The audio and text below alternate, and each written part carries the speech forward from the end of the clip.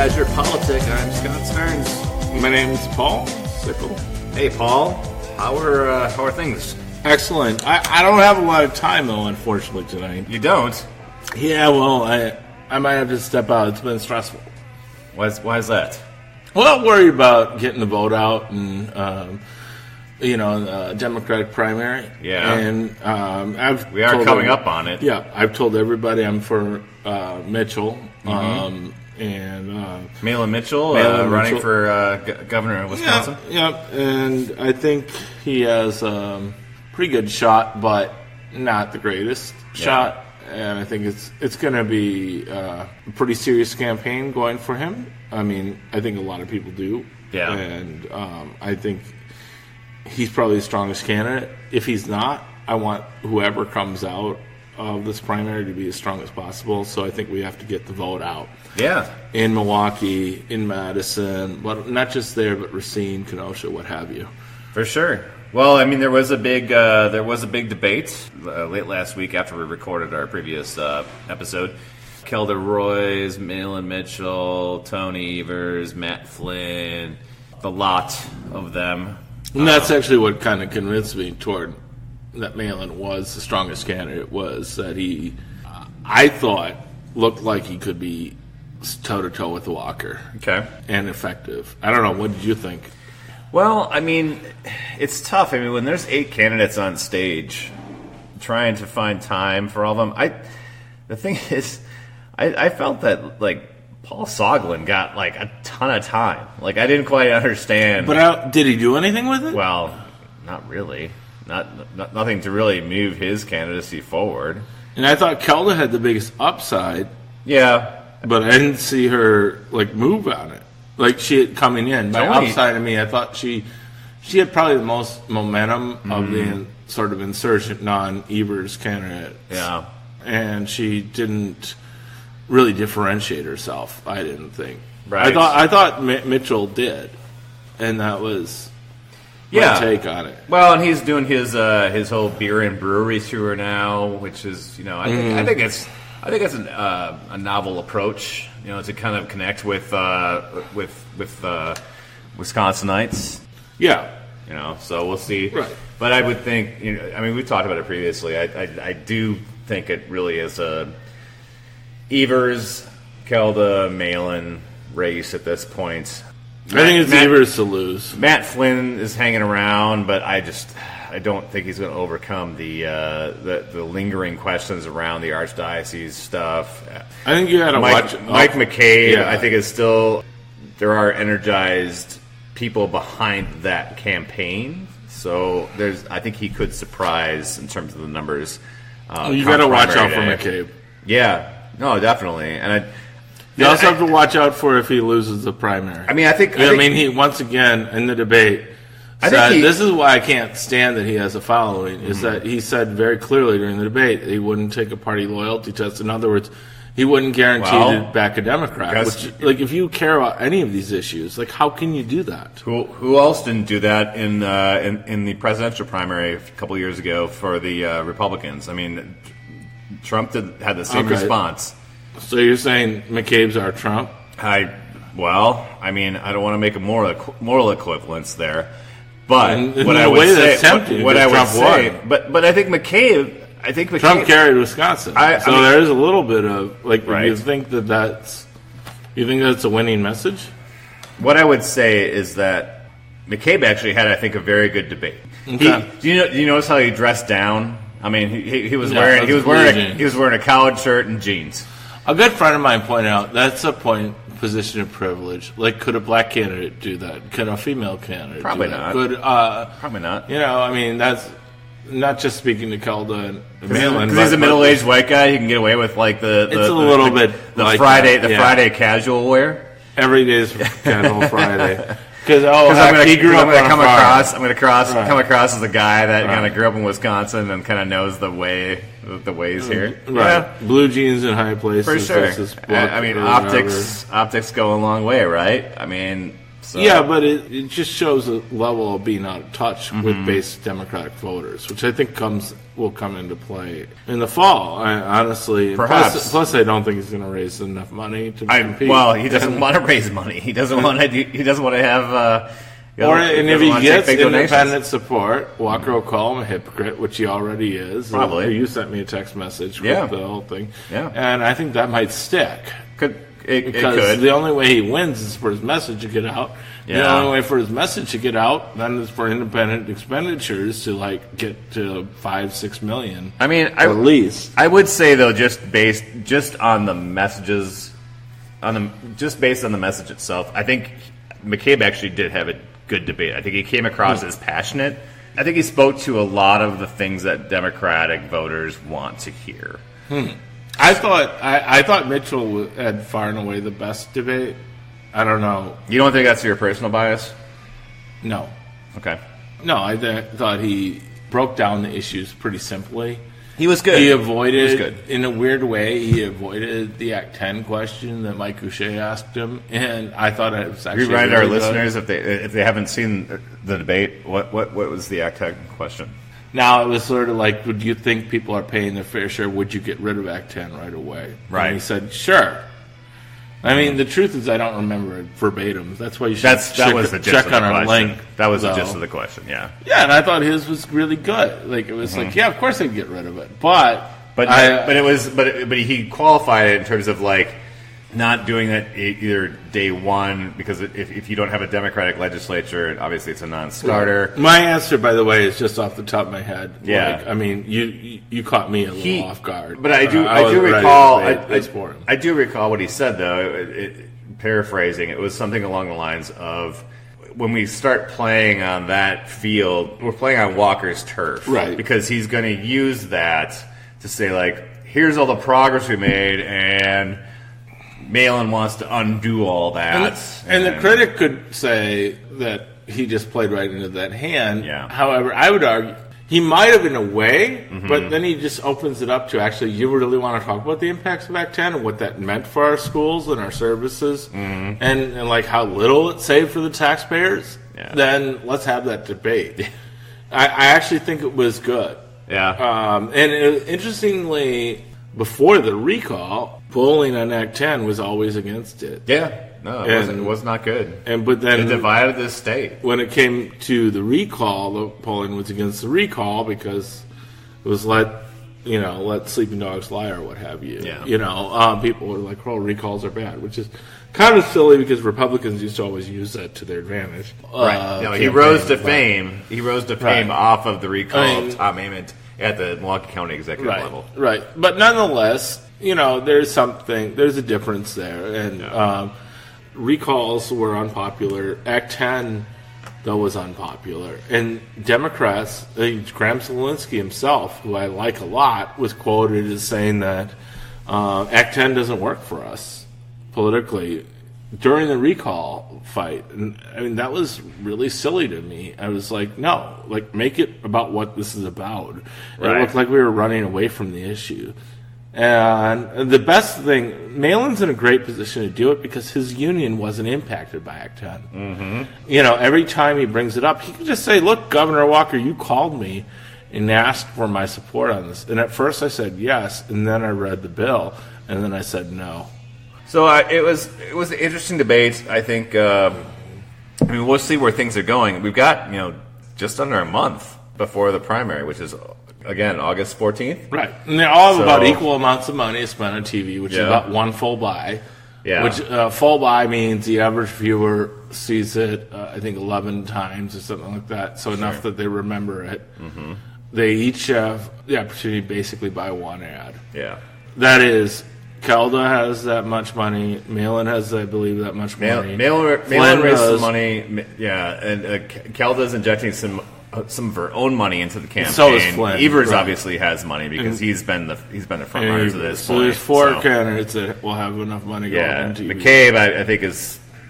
I don't know what he raised. What's the danger if McCabe loses that he does his? I won't support the Democratic candidate. I'm gonna do my own thing. So if he doesn't support the Democratic nominee, what impact does it have? I don't know.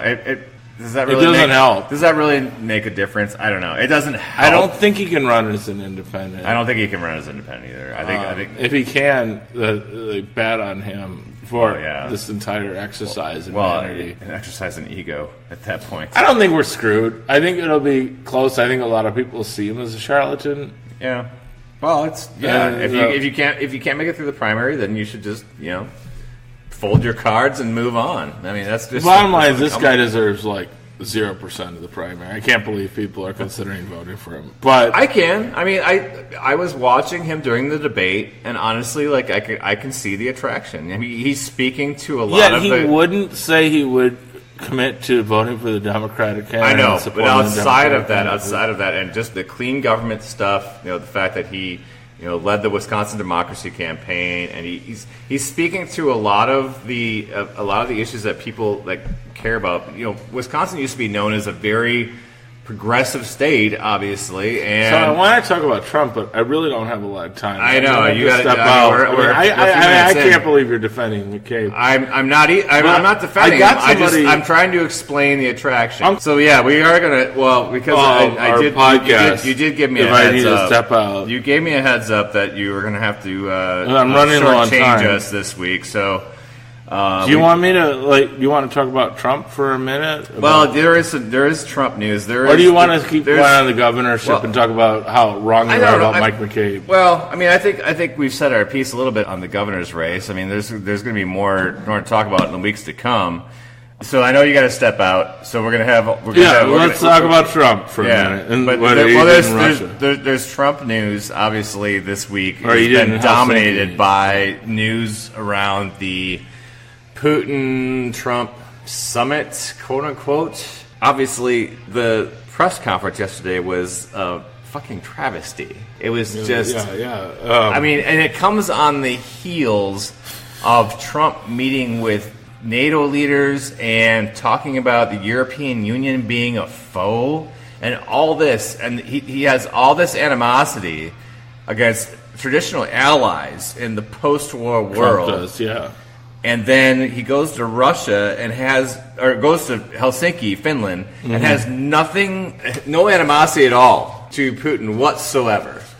And so he was asked by members of the media, would you call Putin out for compromising the 2016 election and interfering? Yeah. And he wouldn't do it. He wouldn't do it. So last I checked, the 538 Trump's approval ratings last 24 hours went up actually a little bit. Yeah, the gap did slightly close. I mean, you could see it. The disapproval went. Well, I mean, I don't know. I mean, that doesn't illustrate it well, but the disapproval went down just a tiny tad.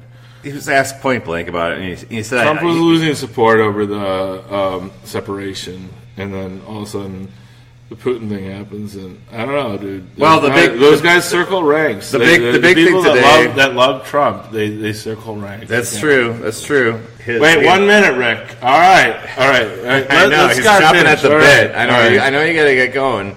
No, I mean Rick's yelling about something he's back there. So, I mean, he was asked, he said, I don't see any reason why it would be Russia, and then basically said that Putin told him that it wasn't Russia. So, I mean, and then today he walked it back and he said, I meant to say that I don't see any reason why it wouldn't be Russia, sort of a double negative. So, you can put that in. I think probably it clarifies things. But the thing is, what Americans care about this? I think Americans care about it. People like us do, but... Uncle Rick has got his own side. I know you got to go. You're halfway out the door. So, all right. We'll see you next week. So, listeners, there's a lot of stuff here. There's a lot to unpack. Scotty, how you doing? Oh boy, here we go. Oh, Scotty, good to see you, Scotty. Uncle Rick. Oh, Uncle Rick, I'm back. Okay. I've been sending you, those all caps emails. All the chain. I try to make sure you pay attention. That's why I put them all in capital letters. The chain emails you send me are just, they're very interesting. It's half end up in my spam filter, but There's a lot of insight in those emails, Scott. Come on. So, Uncle Rick, I mean, we were just talking about the Trump stuff this week. Well, Scott, first of all, how are the kids? They're doing great. They're doing fantastic. Really? Yeah. Okay. How's that commie wife of yours? She's not. It's not commie. She's Canadian. She's Isn't that part of their constitution? No. I mean, they have. I mean, to be Canadian, you got to be commie. They get health care. That's a good thing. Well, that's a communist thing. I mean, sometimes you got to work for what you got. I'm pretty sure. Unlike us, they all work for it, Uncle Rick. It's okay. So what did you want to ask me? Why did you invite me to join you? You want me to tell you about why Putin is... Putin's doing Putin. Yeah. Trump's doing Trump. We got some businessmen finally taking care of things. Businessmen like Vladimir Putin? What are you talking about? He understands a little bit about business. And he seems to be able to take care of business and take care of he understands, what's going on. And he understands that Trump's a good businessman and he wants the best for America. Is that what it is? Okay. Yeah, all right. I mean, I got to give credit to President Donald J. Trump, though. Why is that? I mean, he stood up to Putin. It stood up with Putin. Uh-huh. I don't know whether it was to or with Putin, but they were together. And, had Hillary done that? Can you imagine a crooked Hillary been up there with Absolutely. With Trump? I don't think she would have hesitated to call him out at all. I mean, why would you call him out, though? Is she going to call out Trump? Uncle Richard. This is a guy. This is an international. Nobody leader. called me Richard except my. I'm just trying to get your attention. Okay. I mean, This is a guy who murders journalists, who poisons his political opponents. But journalists are like our number one threat to our security. Why do you want to? They always expose our secrets. They expose what makes America great. Journalists are. I believe in America. There are some good journalists. I mean, if you look at Breitbart, are they all on Fox News and Newsmax? I don't know about Fox News. They're a little bit middle of the road. I think they're kind of liberal media sometimes. But I mean, Breitbart, that's something you could trust. Yeah. Can you imagine if Nancy Pelosi had been there with Trump, Putin out there in Helsinki? Yeah. No, absolutely. Where is Helsinki? Is Helsinki, Finland? That sounds like a nice Finland. Place. That's near, that's in the Mediterranean, right? No, it's overseas, part of Europe. If you're familiar with Europe. Well, yeah, it's the Mediterranean, close to Europe too. I probably should have brought the globe with me, just so we could have a reference point. Well, yeah, the world is still round, right? Last I checked. I heard you liberals want us to believe it's flat. No, I think that's not. I know you're a liberal, Scott. I love you though, anyway. It's great to see you. And I appreciate. I appreciate you stopping by. And that wife is a little left wing though for me. Well, it's a free country. Isn't that what makes us great? Isn't that what makes America great, Uncle Rick? Is the fact that we can have a great exchange of ideas. You gotta love that about America. Anyway, my wife Patty, she needs me home now, so I gotta go. All right. Anything else you want to cover? No, you're just gonna twist my words, just like I'm pretty sure. Just like Fox Media when they go a little liberal, I was giving you equal time. I figured, Breitbart. You kind of speaks for your Breitbart, Scotty. Do I? I think you should. You know what? Else? I'll be honest. I do like reading the right wing media because I think it's important to know. Breitbart's fair though. They're a little conservative. Fox is kind of center left, I'd say. And then where does the Drudge Report fall in that spectrum? Oh, they kind of gossip. They're a little conservative. Yeah. But that's National Enquirer. I don't know. Patty always reads that and tells me the stories. You guys are subscribers? She just picks them up over at the supermarket. Oh, sure. She was just checking out buying your groceries. When she does Piggly Wiggly, she goes there and got it. Okay. Gets them.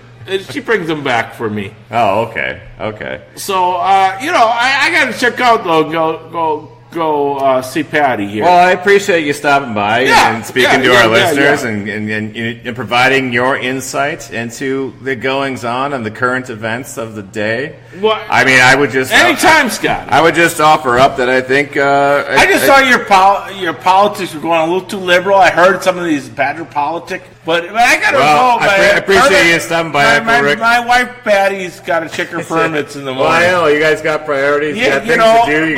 Scott, good to see you. Good to see you, too. Stay nice to your wife, but keep an eye on her, okay? Yeah, we'll do that. All right. Thank you, listeners. We'll catch you next time.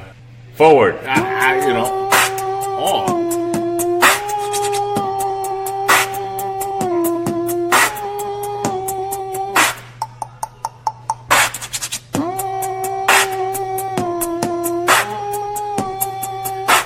Trump is insane.